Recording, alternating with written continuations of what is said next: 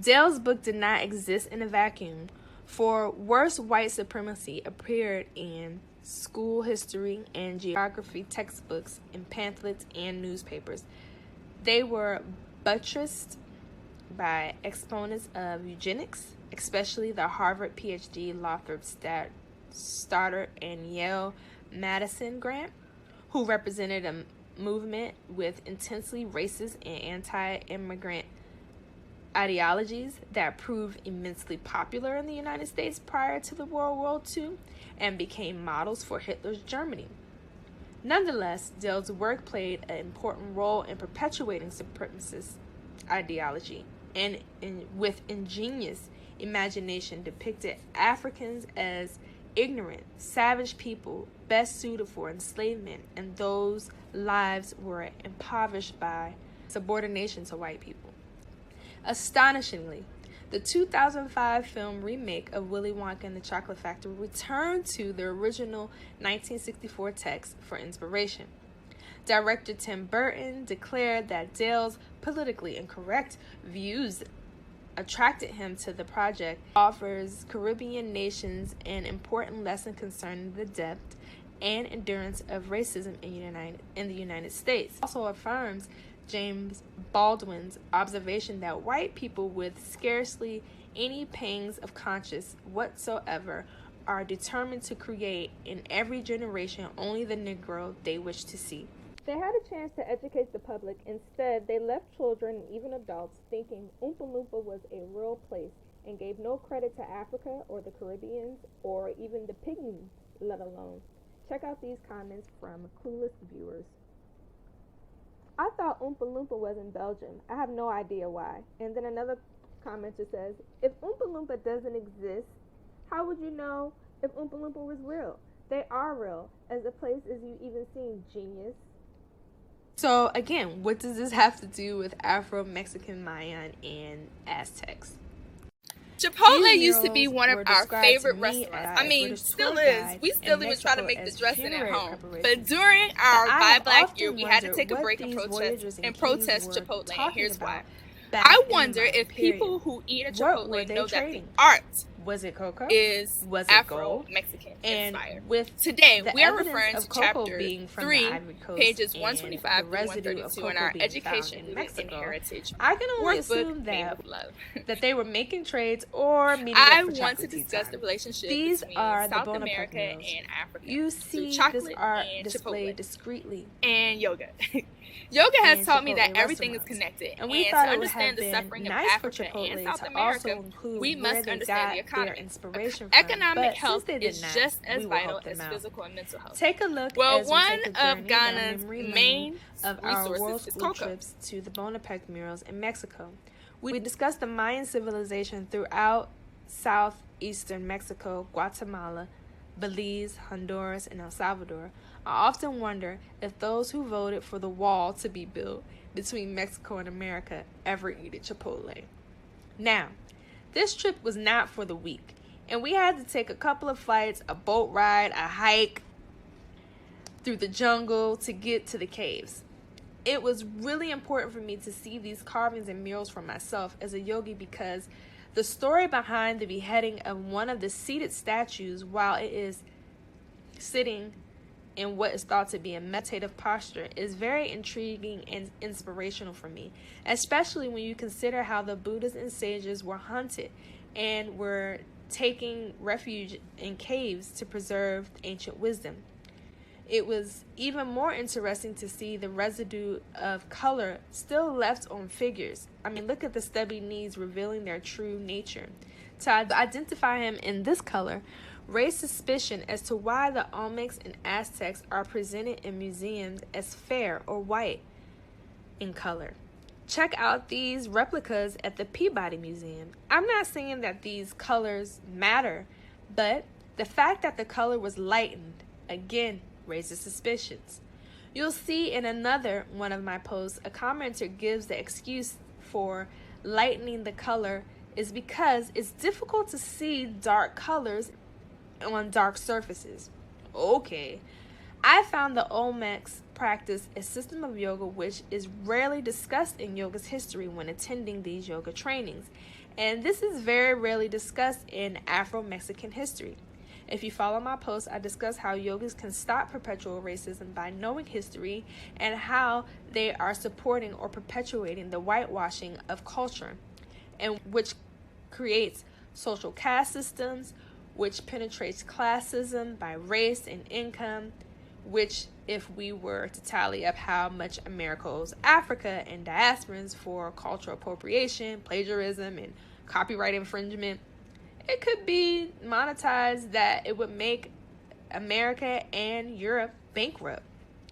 So thank you for unearthing these artworks and discreetly placing them in front of the very same people who wanted to build a wall. A little bit more in connection with the Willy Wonka and the Chocolate Factory movie. And the Ivory Coast and Ghana are by far the two largest producers of cocoa, accounting for more than 50% of the world's cocoa. In 2016, the Ivory Coast alone produced approximately 1.6 million metric tons of cocoa beans. Harvesting and processing of cocoa in Ghana in the 20th century. According to the Cocoa Barometer report, cocoa is a $100 billion industry, but farmers only make $1.90 per day, which is well below the World Trade Standard. With some 2 million children involved in the farming cocoa in West Africa, primarily Ghana and Ivory Coast, children's slavery and human trafficking were major concerns in 2018. That's just a few years ago, y'all. However, international attempts to improve conditions for children were failing because the persistent poverty, absence of schools, increasing world cocoa demand, more intensive farming of cocoa, and continued exploitation of child labor. The government shifted responsibility from crop transportation to private sector. Subsidies for production inputs, fertilization, insecticides, and impacts on the environment. According to Ghana's Forestry Commission, a Ghana government agency, almost 80% of Ghana's forest resources were lost to illegal logging operations between 1980 and just recently 2016.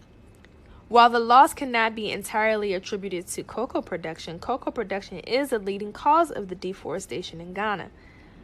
Global Forest Watch, using advanced remote sensing and satellite data, estimated that there was a 60% increase in primary forest loss from 2017 to 2018, the largest increase of any country in the world. Neighboring Cote d'Ivoire had a 28% increase, which was the second largest increase in this time period. Together, these two countries produce roughly 2/3 of the world's cocoa, and much of this forest loss is due to the cocoa production, both legal and illegal. Cocoa and forestry initiatives.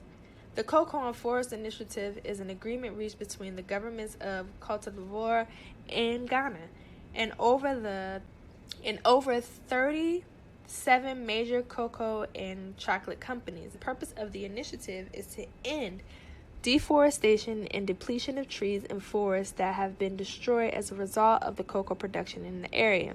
Between 1988 and 2007, over 2 million acres of rainforest in Cote d'Ivoire and Ghana were cleared from cocoa farms. The initiative was announced at the UN Climate Change Conference in 2017. Why is it important, and what does it have to do with Chipotle, Willy Wonka, and the Chocolate Factory? Let's have a look at a clip where the author of Chocolate Factory referred to Africa's pygmy tribe as the Oompa Loompas and confused the world about where cocoa comes from. The writer had the opportunity to right their wrongs when they made a remake of the story, but still chose to misrepresent people of color and were blatantly racist. Well, it looks like Ghanaian President Akufo-Addo has had enough. Here's a comment from the Swiss president for the reinstatement of the truth about where they have been getting their gold and cocoa. Check out this clip. Between our two countries can be deduced at first glance. Take the gold frenzy or I can translate the traditional gold coin and the chocolate coins, both products that every child here grows up with and which are considered typically Swiss. But neither would exist without gold and cocoa, which we import on a large scale from Ghana. It is quite simple. We need the raw materials, and you have the raw materials. The resulting trade and business should benefit both countries. This principle is part of mutual respect. Gold and cocoa can create work and wealth in both countries. Why is it important for racial equality in the economy? It is also important because when you think of the profits these companies have made on these images alone, they owe Africa, or in this case, Chipotle, South America, way more than they have negotiated with those villagers who are unaware that they are being bribed, tricked into trickery, ripped off when selling resources in history to these foreign so-called investors. If trickery were a crime, the Brits and their descendants should still be dealt with accordingly.